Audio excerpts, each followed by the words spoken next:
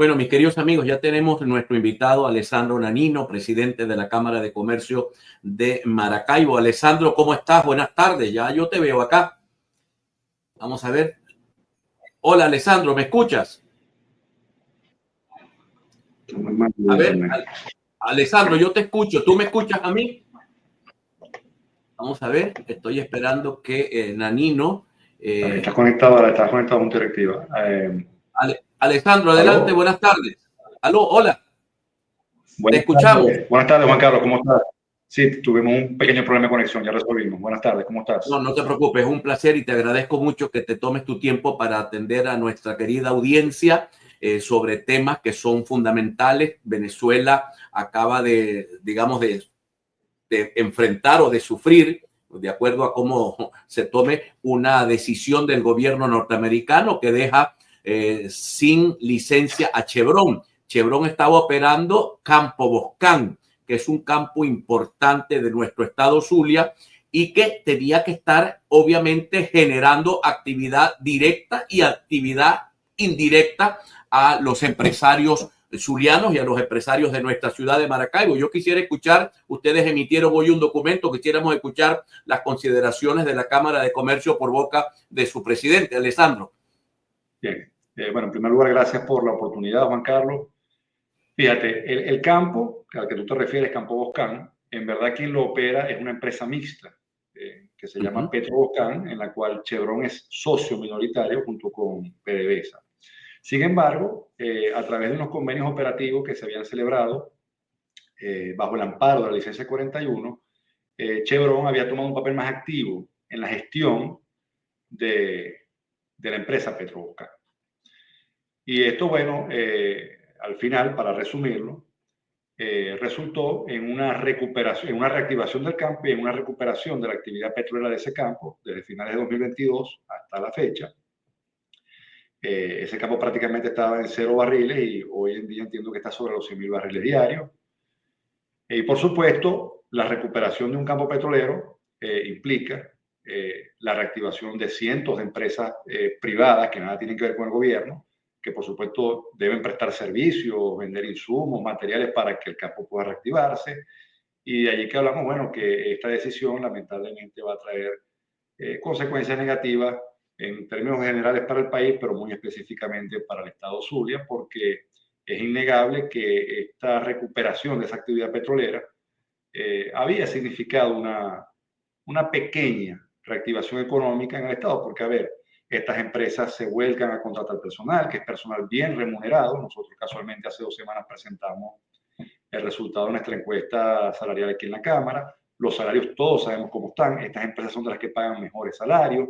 Estos trabajadores con sus salarios se vuelcan al comercio a buscar bienes y servicios. Es decir, eso va generando todo lo que se llama un círculo virtuoso en una pequeña dimensión, evidentemente, pero una dimensión que es importante, porque lo que tenemos que entender es que en una economía que cayó 75-80%, o sea, que se contrajo en esa magnitud, es una economía enana. Y en consecuencia, unas operaciones como las que, por ejemplo, lleva Chevron con Campo Boscán, mueven la aguja de esa economía. Claro que la mueven y se va a sentir. ¿Se va a sentir en nuestra ciudad de Maracaibo, en tu opinión? Por supuesto que se va a sentir en la ciudad. O sea, mira, estás hablando de más de 1.000 empleos directos, que además también habían experimentado mejoras en sus beneficios laborales, y más de 10.000 empleados indirectos que ahora, bueno, están en una zozobra acerca de cuál va a ser su destino. Y ya ahora, por ahí va a ser un impacto directo. El documento de hoy de la Cámara de Comercio trata de incentivar a los actores políticos a mediar en esta situación. A ver, coméntanos un poco hasta dónde ha llegado el documento, qué teclas han tocado ustedes. Hay actores políticos que pueden hablar directamente con el gobierno norteamericano, hay actores políticos que pueden hablar indirectamente con el gobierno norteamericano y hay actores políticos que no tienen acceso al gobierno norteamericano. Coméntanos un poco, porque este servidor, igual que tú, sabe lo que significa esas sanciones tan duras para la población, porque de lo que estamos hablando no es de una sanción que molesta o que afecta o que le produce roncha a la cúpula gobernante. Estamos hablando de una sanción que afecta directamente al ciudadano de a pie. Bueno, de hecho, fíjate que hasta ahora hemos hablado del impacto económico directo. No te voy a hablar de la cantidad de programas sociales que a través de reconocidas instituciones que operan en el Estado financiaba Chevron, con miles de beneficiarios en temas educativos, en temas de salud, en temas de alimentación. O sea, como tú dices, esto lo va a sentir el ciudadano a pie. Respecto a nuestro exhorto, nosotros estamos exhortando a todas las instituciones que tengan alguna incidencia en este hecho particular. Fíjate que no hacemos un exhorto meramente a los gobiernos, porque además entendemos que los canales de comunicación entre los gobiernos en este momento no son los mejores, y parte del documento establece además que creemos que es importante que se restablezcan relaciones diplomáticas, porque al final los canales de comunicación nunca pueden cerrarse. Yo no sé qué gana nadie con que se cierren, por ejemplo, y hacemos, no solamente hablemos de las sanciones, qué gana el venezolano con que no existan puentes aéreos entre los Estados Unidos y Venezuela, qué ganan los venezolanos con que no haya operaciones consulares, por ejemplo, en ambos países. Es decir, este es un tema, yo creo que ya el tema de todo este esquema sancionatorio que se ha implementado, se viene implementando hace 2 años, creo que hay que revisarlo, porque uno puede entender, aunque no comparta, uno puede entender el argumento de quienes apoyan este tipo de políticas, porque presumen que esto puede llevar a un cambio político. No hemos visto ningún resultado que indique que eso es así. Lo que no se puede negar es que hay unos efectos colaterales muy fuertes sobre la población, que al final es la gran víctima y la gran inocente de todo esto. Alessandro, te voy a pedir que te quedes con nosotros un poco más en el programa. Tengo que ir a un encuentro con nuestros patrocinantes, que son la vida de este programa, obviamente, y en un momento vamos a seguir conversando contigo sobre toda esta incidencia y la incidencia de Maracaibo. Cuando vemos una ciudad que comienza como a respirar un poco, ahora recibe este balde de agua encima. En un momento, mis queridos amigos, con el presidente de la Cámara de Comercio de la ciudad de Maracaibo, Alessandro Nanino. Y Alessandro, la ciudad que estamos viendo, una ciudad que todavía está muy lejos de parecerse a Caracas o a Valencia, incluso a Barquisimeto. Pero bueno, las ventas de vehículos tienen vehículos. Las farmacias están creciendo como el abrojo en todos lados. Hay una farmacia nueva porque ese modelo de negocio realmente ha sido exitoso. El impacto de esta ciudad que viene sufriendo tanto, porque cómo nos ha costado a la gente de Maracaibo echar adelante nuestra ciudad. ¿Cuál va a ser, en tu opinión, el impacto general de la ciudad? ¿Qué vamos a ver los zulianos cuando ya se materialice todo esto y comencemos a ver que ese petróleo no está entrando, no está impulsando el aparato económico local? Bueno, todavía es muy temprano para medir el impacto, Juan Carlos, porque, a ver, primero, como tú bien mencionabas, es cierto, desde el año 2022 en adelante, la ciudad ha dado muestras de una tímida recuperación. Hay gente que se molesta cuando uno hace estos comentarios porque la gente ahorita todo lo quiere plantear en términos de dicotomía, o sea, blanco o negro. Nadie está diciendo que Maracaibo está como estaba en el 2011, nadie está diciendo que Maracaibo es la misma ciudad que era antes, pero no es la misma ciudad que era en el 2020-2021. Hemos visto algunos signos de mejoría. Ahora, el impacto que va a tener esta medida, que sin duda va a tener un impacto, yo coincido contigo, ahorita comentaba respecto a las opiniones de un diputado. Los actores políticos, sus opiniones normalmente obedecen a una agenda política, tanto de una parte como de la otra, ¿no? Yo creo que sí va a haber un impacto. Ahora, la magnitud de ese impacto va a depender de lo que ocurra de ahora en adelante. Todavía es muy temprano para saber cómo va a reaccionar el gobierno. Lo que sí podemos presumir es que el gobierno no se va a quedar de brazos cruzados y va a cerrar los pozos petroleros del campo. Eso es mentira. Ellos van a tratar de mantener esa producción en los niveles que puedan mantenerla, van a tratar de buscar compradores en otros mercados alternativos. Pero eso va a tener un impacto, por supuesto, en el flujo de caja, porque ya sabemos, hemos escuchado a expertos petroleros, a economistas, ese petróleo entonces tiene que salir a venderse con descuentos, en condiciones menos favorables. Y luego hay que ver si la gestión de la empresa en manos de PDVSA va a poder ser todo lo eficiente que lo era en manos de Chevron. sí, hay temas ahí que todavía tenemos que ver cómo van a ocurrir. Creo que es absurdo pensar que el campo de hoy para mañana o el 4 de abril, cuando ya entra definitivamente la medida en efecto, el campo va a ir a cero barriles de un día a otro. Eso no va a ocurrir. Entonces, bueno, el impacto final todavía no podemos estimar su magnitud, pero definitivamente va a haber un impacto y el impacto va a ser negativo, no va a ser positivo. Eso sí lo podemos saber. Hablemos un poco de la ciudad de Maracaibo y de esta encuesta que ustedes realizaron hace unos días. Insisto, esta ciudad, yo regresé del exterior a Venezuela en el 2016 y Maracaibo era un erial. Terrible, comprar un kilo de pollo era hacer una cola, ir a un supermercado, tenías que tener un amigo que te vendiera un fardo de harina porque hacer una cola gigantesca para comprar un paquete de harina era un drama. Luego vino la pandemia y la pandemia nos terminó de arruinar, además de un gobierno local que tuvimos que era sumamente agresivo, sobre todo con el empresariado.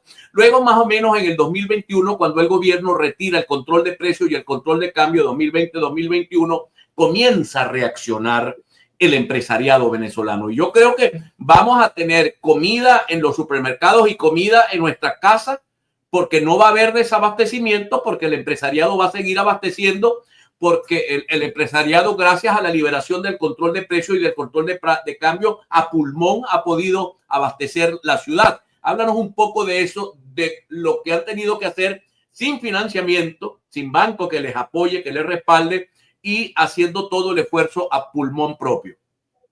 Bueno, definitivamente parte de esa recuperación tiene mucho que ver con esos pequeños cambios que el gobierno ha introducido en el modelo, la liberación de precios, la liberación hasta cierto punto del tema del control de cambio, que por cierto, ese tema se va a ver muy impactado por esta medida, porque en esto de las sanciones hay mucho desconocimiento y hay gente que habla a veces por hablar. Una buena parte de las divisas que generaban estas licencias se destinaban a alimentar las mesas de dinero que opera la banca privada nacional y a la cual acuden las empresas privadas para procurarse divisas a efectos de comprar insumos, materias primas, etcétera, para la producción nacional. Es previsible que la oferta de divisas en esas mesas ahora va a ser más escasa y eso va a tener su impacto en el tipo de cambio.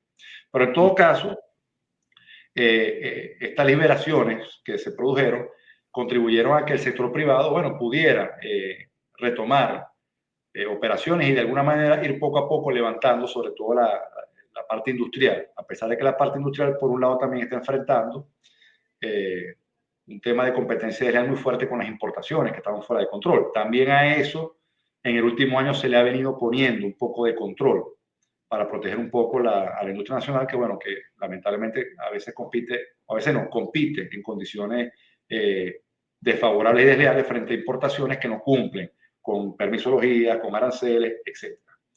Entonces, bueno, sí, yo creo que, de hecho, una de las cosas que esperamos ver en estos meses es el gobierno va a tener que tomar algunas decisiones a nivel de política fiscal, de política monetaria para tratar de contrarrestar un poco los impactos negativos de esta medida. Porque fíjate que el tema de la dolarización, que ayudó mucho y avanzó mucho hasta el 2023, después hubo un freno e incluso un intento de revertirla. Quizás ahorita, bueno, el gobierno va a tener que evaluar nuevamente, ver cómo se avanza en flexibilizar más en ese sentido para darle mayor margen de maniobra a la empresa privada. Si el gobierno quiere evitar que el cambio siga desatado, el cambio bolívar-dólar, va a tener que restringir la emisión de bolívares. Ese es otro problema que impacta al ciudadano de a pie. O sea, lo impacta en bolívares, pero cuando hay muchos bolívares en el mercado tenemos entonces una sobreoferta y comienza un proceso inflacionario que le hace el mismo daño al ciudadano. Estamos como caminando todo el tiempo en una especie de cuerda floja, Alessandro Nanino. Bueno, porque, a ver, mira, el gobierno ha sido los últimos años bastante disciplinado desde el punto de vista fiscal. El tema del déficit fiscal y de la emisión monetaria, eso se controló mucho. El problema es que, y bueno, y ese impacto se ha visto.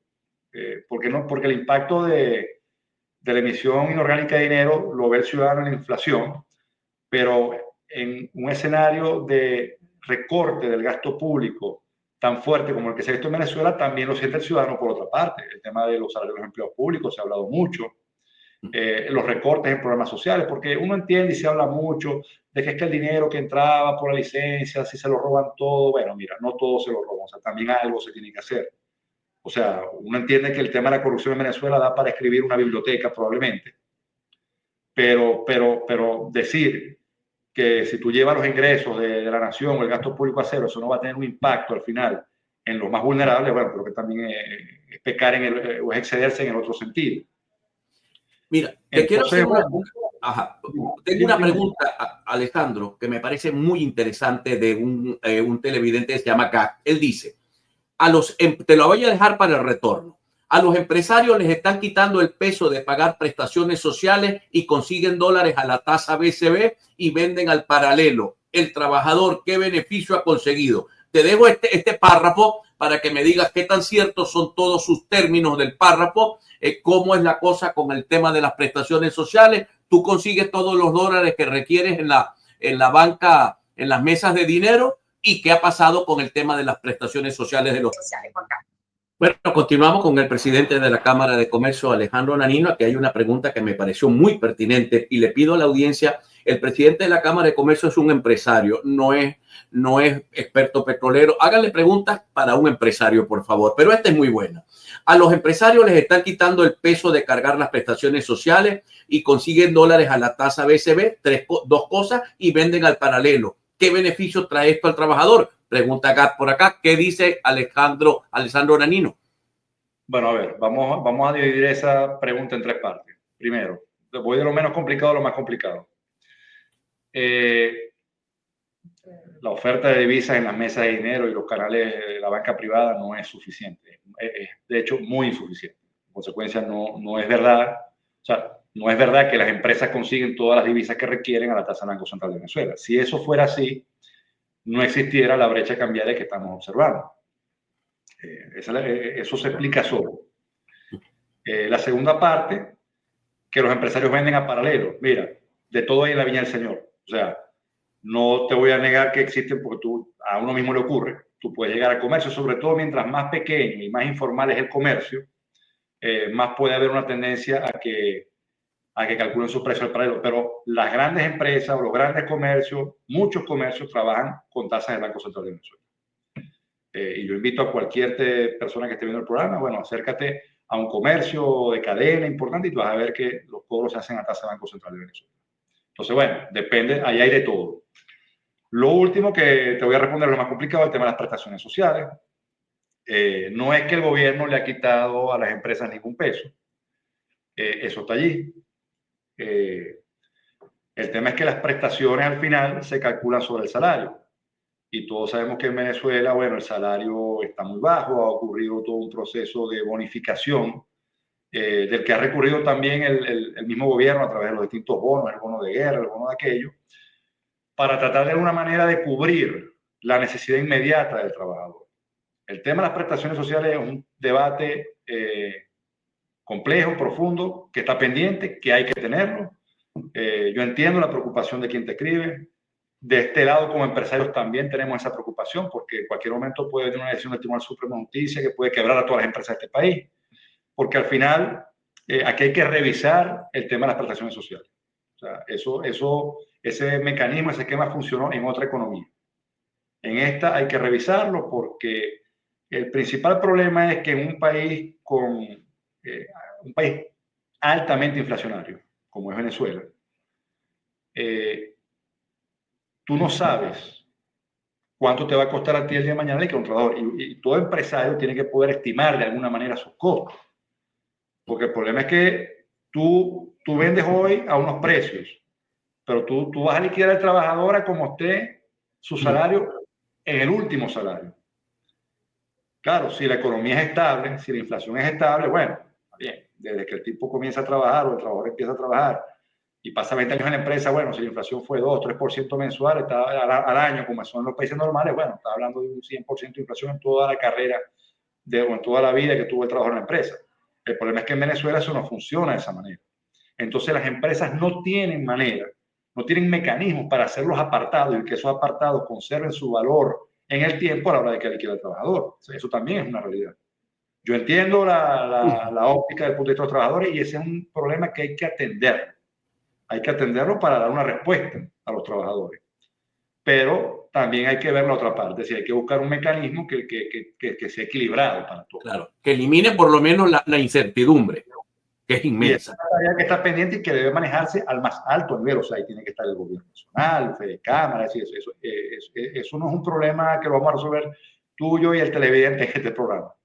Muy bien. Pero Alessandro, tengo una segunda pregunta con tu permiso. ¿Qué medidas fiscales podrían solicitar las cámaras de comercio al gobierno nacional y a los gobiernos municipales en aras de afrontar esta nueva realidad y sus desafíos? Luis, entiendo que Luis nos dice el impacto de la eliminación de la licencia de Chevron.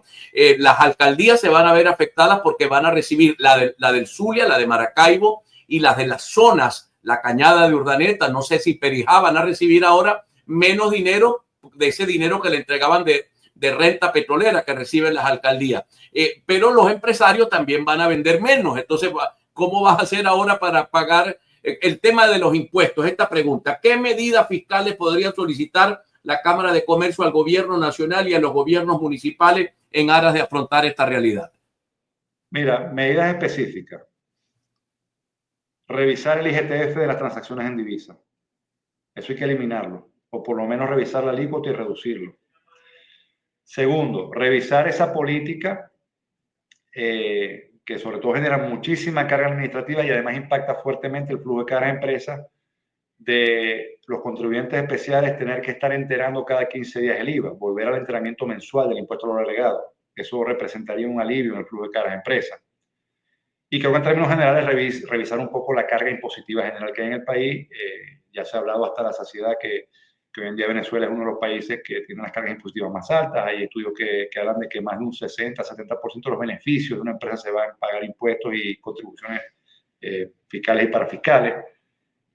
Bueno, ahí tienes unas medidas muy puntuales que se pueden considerar.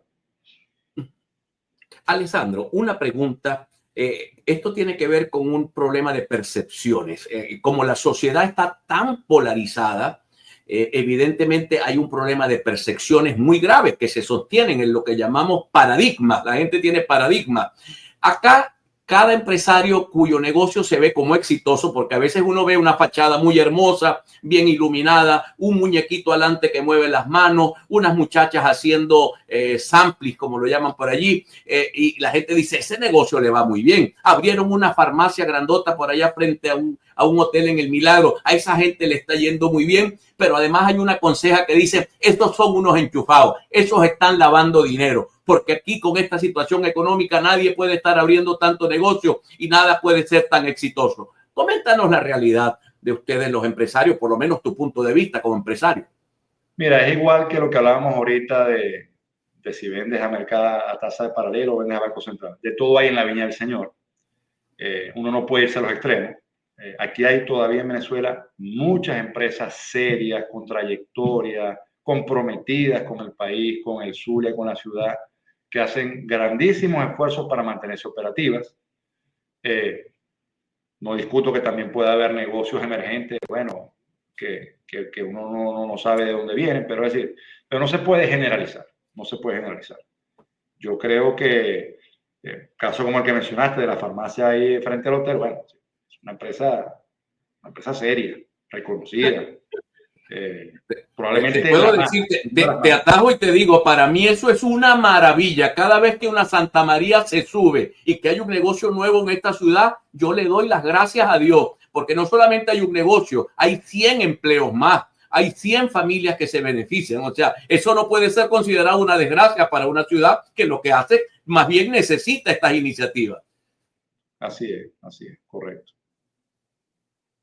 Ahora, vamos a hablar de este modelo de negocio y disculpa que te interrumpí, pero realmente yo no soy necesariamente un pro empresario ni un pro trabajador. Yo creo que debe haber un equilibrio porque se necesitan unos a otros. Es imposible que hayan empresarios sin trabajadores y no pueden haber trabajadores sin empresas, sin empresarios. Y esto es importante, que haya un equilibrio.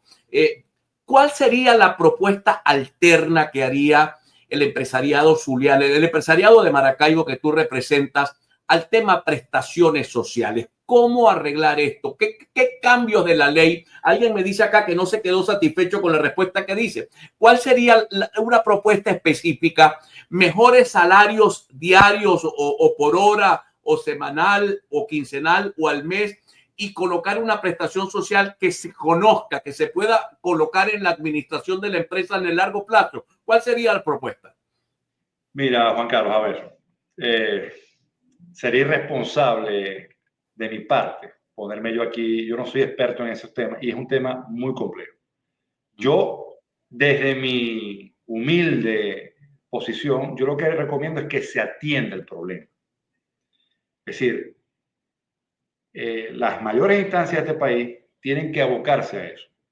Y para eso hay que buscar expertos, hay que estudiar modelos que se hayan implementado en otros países, ver las experiencias que han funcionado, sí, porque no es un tema fácil. O sea, si yo tuviera esa respuesta, quizás estuviera en otro sitio. O sea, quizás entiendo que el televidente no quede satisfecho, pero bueno, es un tema de conocimiento. O sea, sería irresponsable de mi parte ponerme yo a inventar cosas que no corresponden. Lo que sí yo puedo decir con mi conocimiento, desde mi posición, es que esa es una tarea que está pendiente y que no se está trabajando en ella. Entonces, bueno, había una propuesta el año pasado, antepasado de Fede Cámara, de restablecer la comisión tripartita. Para eso son esas comisiones.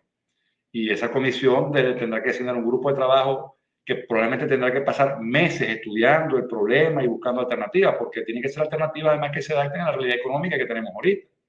Y que además probablemente sean lo suficientemente flexibles como para irse evolucionando en la medida en que la economía vaya evolucionando.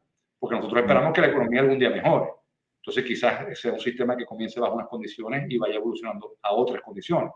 Pero una propuesta concreta no me atrevo yo a hacerla porque no soy especialista en la materia.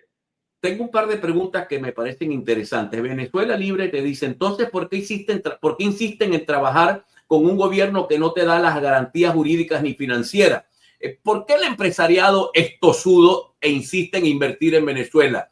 Es quizás la pregunta para redondear lo que quiere decir Venezuela Libre. ¿Por qué ustedes insisten en no marcharse con sus capitales a otro país? Mira, la respuesta es la misma que tú puede dar a alguien por qué alguien no emigra de Venezuela. Es decir, cada quien tiene sus razones. Hay gente que ha ido para afuera y le ha ido mal y considera que con todo lo que pasa en Venezuela, para él es más fácil hacer negocios en Venezuela. Hay gente que ya tiene mucho capital o mucho patrimonio invertido en el país y tiene que defenderlo. No se siente, vamos a decir, en ánimo de abandonar. Caso de empresas familiares que duran 2, 3 generaciones. Hay gente que, bueno, que no tiene el estómago para abandonar el esfuerzo de 3 generaciones en su familia. Y aun cuando las condiciones son adversas, bueno, decía hacerlo. Hay gente que de repente ve el futuro y dice, mira, los países tienen ciclos. Este es un país en muchos sentidos virgen. Hay que posicionarse en este momento porque esto no va a durar toda la vida, las cosas van a cambiar. Es decir, las razones pueden ser tan variadas como las que puede tener una persona para decidir emigrar o quedarse en Venezuela. Creo que esa es más o menos la respuesta. O sea, Alessandro, la empresa de la que hablamos ahorita, disculpa, la empresa de la que hablamos ahorita, de la farmacia, tiene 100 años en Venezuela. Claro. Pero tú tienes 100 años en un país, o sea, tú no es una decisión que tomas a la ligera. O sea, una persona que tiene 100 años, a mí me tienen que votar, yo no me voy a ir, me tienen que sacar a patadas de aquí. Mira, te voy a hacer una pregunta final. ¿Ustedes siguen pagando las contribuciones que el gobierno aplica para el mantenimiento de las pensiones en Venezuela? ¿El empresariado sigue pagando esta contribución? Es una contribución además adicional que no pareciera lógica porque le estás cubriendo, le estás haciendo el trabajo al gobierno, pero coméntanos, ¿se está pagando esta contribución? Bueno, como todas las cosas, la mayoría de las empresas organizadas la pagan porque además eso está en la ley, ¿no?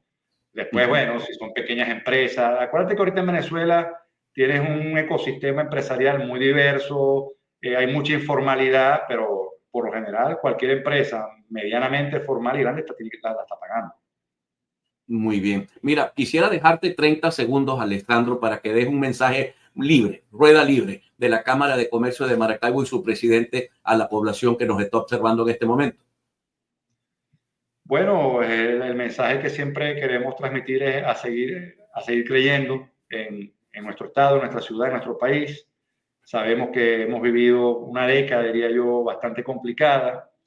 Noticias como la que recibimos el martes a veces nos bajan un poco el ánimo, pero creo que no podemos decaer, no podemos rendirnos, tenemos que seguir siendo constantes porque tarde o temprano las cosas van a mejorar. Bueno, Alessandro, te agradezco de todo corazón que nos hayas acompañado la tarde de hoy. Alessandro Nanino, presidente de la Cámara de Comercio de nuestra ciudad de Maracaibo. Alessandro, muchísimas gracias. Gracias a ti, Lucas.